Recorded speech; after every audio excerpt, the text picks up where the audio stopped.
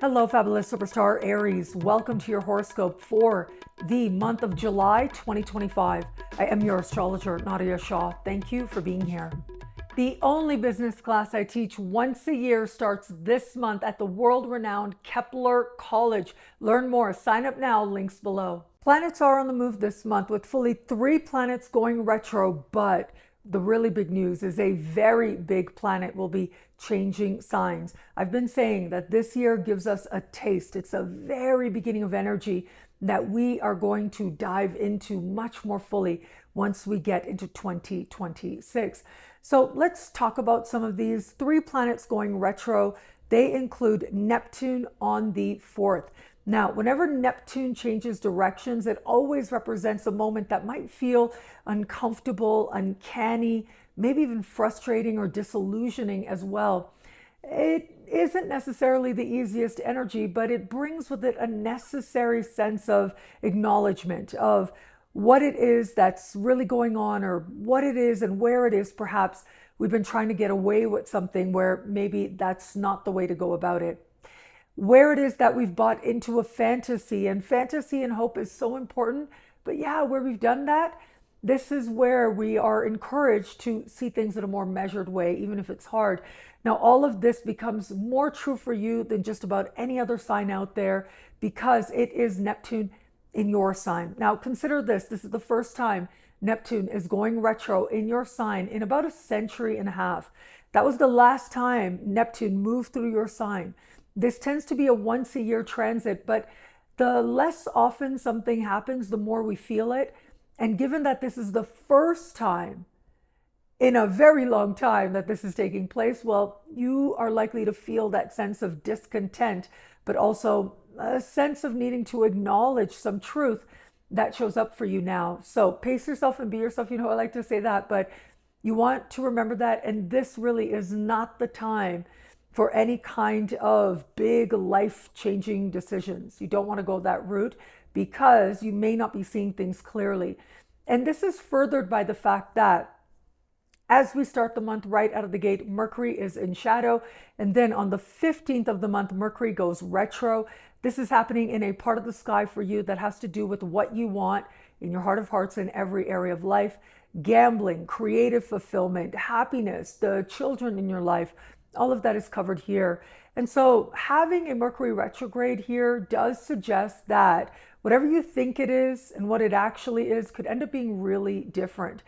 Whatever's happening throughout this month, chances are once we get into the middle of August, August 11 is when Mercury goes direct, we are going to see very differently whatever it is that's taking place this month. So again, it is an important time to pace yourself to the best of your ability. But what is it that's going to make you happy just when you know you might find it elusive? Where is it that a creative project might take you just when you think there's a promise, there's a deal, there's an agreement? It might not necessarily be what it is that you expect it to be.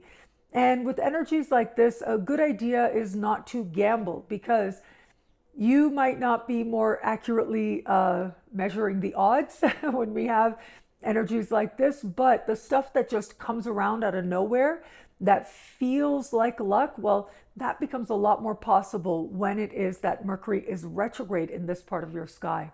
On the 13th of the month, Saturn goes retro in your sign as well, making this that much more an important time. Consider that throughout this month, Neptune and Saturn in your sign, both going retro, but appearing to stand still in the sky, heightened in their energy and their power. And Saturn represents some difficult truth, some challenging sense of where it is that you may need to acknowledge where you've put in enough time, where you've put in sacrifice, and it just isn't working for you anymore. Or it's a need to see yourself more honestly, where it is perhaps that you could be approaching your life and matters near and dear to you with a greater sense of maturity and responsibility. Now, whatever that might be for you, yeah, this tends to be an uncomfortable moment of truth, a reality check, sometimes reality bites moment. And because it's in your sign, it has to do with you seeing yourself differently. It's really important to be kind and gentle to yourself. Of course, with these energies, whatever truth comes forward about you, it is for you to decide what it is now that you're going to do with it and who it is that you most desire to be? Well, what does it mean to embody it, to live it? Well, that sense of clarity is part of the exploration now. The massive news. I know I've been waiting for this for a long time. Super excited by the fact that on the 7th of the month, Uranus changes signs. Uranus changes signs. This is so exciting because as Uranus steps into a brand new part of the sky, look, I call Uranus the shake up and the wake up. This really is like an alarm clock going off where you didn't even realize you were asleep and all of a sudden you are jolted awake. You're having to see things, know things differently. Now, for you, it is Uranus going into a part of the sky that has to do with siblings, cousins, neighbors, but it also has to do with mind, learning, communication. And you just might find your brain feels more awake than you thought it ever really could. There's a sense of seeing things differently, understanding things differently, knowing something about you differently. But more than that, it's about knowing what you actually want to learn, what you're curious about, what it is you want to talk about. And the way in which you go about communicating might take on new forms. Wherever Uranus goes, you find freedom by exploring that area of life. And you might be exploring your relationship with siblings, cousins, and neighbors in some way and helping them to evolve, to become something more where mutual respect becomes more dominant. This month's full moon happens on the 10th of the month at the very top of your sky, having to do with career, social standing, life purpose, and your understanding of a higher, more loving vision for your life. This full moon will be speaking in supreme harmony with Mars. Mars is in a part of the sky that has to do with expertise and what it is you repeatedly do, what it is you do well. And so it is this energy now that speaks to opportunity, a sense of the possible, a sense of insight into what a higher, more loving vision for your life might be and what you can do to align with it. Now, for some, there is going to be a welcoming of some career-related opportunities. But remember, we have a Mercury retrograde month, even though at that point, Mercury will be standing still, preparing to go retro. Just be mindful of that. Where you're using this energy more to align with life purpose, you'll find it that much more empowering. But where it is that you have an interview or audition situation, things could go exceedingly well. Now, how happy you will be in the position, that's what Mercury retrograde will try to teach you. And this month's new moon happens in that heart and happiness part of your sky. Now, this is a very important and very active new moon. It is activating this larger configuration called the Great Sextile. And the Great Sextile will be especially active with next month's full moon. I'll be here to talk about it every step of the way, but we'll reach this other level of precision once it is that we step into July of 2026. Now, having said that, what's going on with this full moon? It is standing across the sky from Pluto, speaking in harmony with Uranus, speaking in supreme harmony with Saturn and with Neptune. All the really big karmic planets are involved in this, which tells me that this is an incredibly important new moon energy. Whatever happens here might in some way give you insights into the energies that you will dive into more fully once it is that we get into July of 2026, because at that time, Jupiter will be mighty close to where it is that the new moon is now, activating some of these same big planets in the sky. Now, having said that, new moons bring with them new opportunities, and whatever feels new that's coming up now, it is significant, especially considering that the new moon is speaking to Saturn and Neptune. You understand your heart very differently at this time.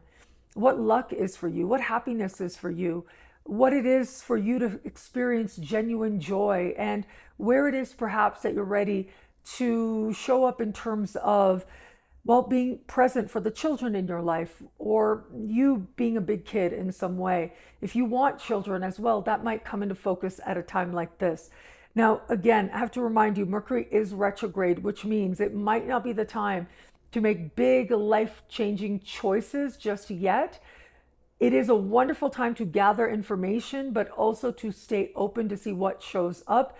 And whatever feels like it starts showing up, you want to run with it. You want to go with it in some way.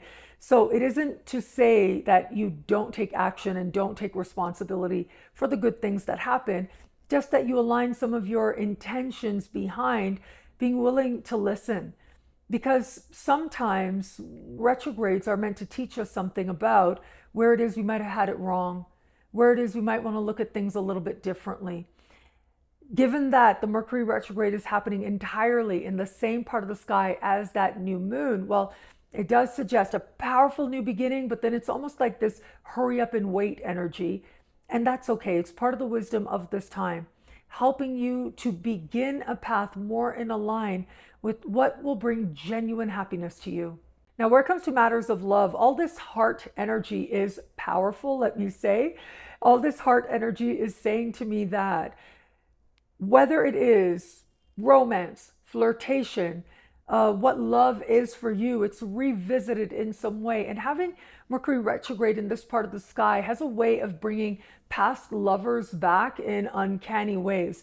Now, that doesn't mean anything needs to necessarily happen as a result, depending on your circumstances, but it is one of those things where you get to see how far you've come in terms of what your heart is truly wanting, including in the context of love. Now, this isn't so much relationship energy, right? This isn't like someone that you were partnered with for a long time pops up again. Much more likely is it's someone that you had your eye on in the past and they kind of went away, or someone that you dated, however briefly, who pops up in some way over the course of this Mercury retrograde season. So for those of you open to meeting someone new, yes, lovers, people you might have dated a little bit in the past, they have a tendency to just sort of surprise you as you navigate this time. Now consider that any given Mercury retrograde season is defined in part by the key connections it repeatedly makes. And in the case of Mercury, Mercury will be making a series of harmonious connections to Venus over the course of this larger season. And that tells me that, yeah, love might be an important part of what transpires at this time. For those of you just starting to date someone, this gives you a chance to consider how it is that you might feel about this person, but it's more about gathering experience, being open to dating in some way. Not necessarily the time to think you know where this is going and making commitments, certainly not advised under the light of a Mercury retrograde in this part of your sky. But for all that, it can be a time where you continue to have experiences with them that you come to interpret differently once we get into the second half of August. And that might bring with it some very all or nothing energy for you at that time. But until then, just when you think you know, you might not. And the thing is, breakups that happen with Mercury retrograde in this part of the sky tend to not stay broken up because misunderstandings tend to be a key component. And for those of you in an established bond, again, breakups that happen, they might have an element of misunderstanding or miscommunication, needing to revisit what happened, and they tend to not stay broken up. But for all of that, what we do have here is a Mercury retrograde that invites you to go and understand what your heart is really wanting, what love really is for you. And if you have that, this can be a time when it feels like love deepens that much more. But if you don't, this can be a time that feels that much more frustrating and that much more obvious as you explore what it is that you might want to do next. What I love about this month for you, there's so much here. It's a powerful and meaningful astrological moment. There's a lot here, isn't there? This is a time when a lot is set to change, but so much of what is set to change is about what takes you inward, what helps you to understand yourself that much more deeply, that much more personally as well. It is those retrograde planets that on the one hand are inviting you to get honest, but then we have Uranus, which is all about the future. It's all about waking up and really leaping forward into your future in some way. And for you, it is about mind, how you're thinking, how you're speaking, how you're understanding that is lit up in important ways now. You are about to feel your mind expand in ways you never knew that they could. Enjoy it. Thank you for watching. Check out Nadiya Shah Superstars or thefutureismagical.com for expanded exclusive horoscopes for as low as just $3 a month with choose your membership rate. Higher tiers get you class passes, consultations, and so much more. Learn more, sign up now at thefutureismagical.com or NadiyaShahSuperstars.com. Thank you again for watching. It'll be a great month. Enjoy.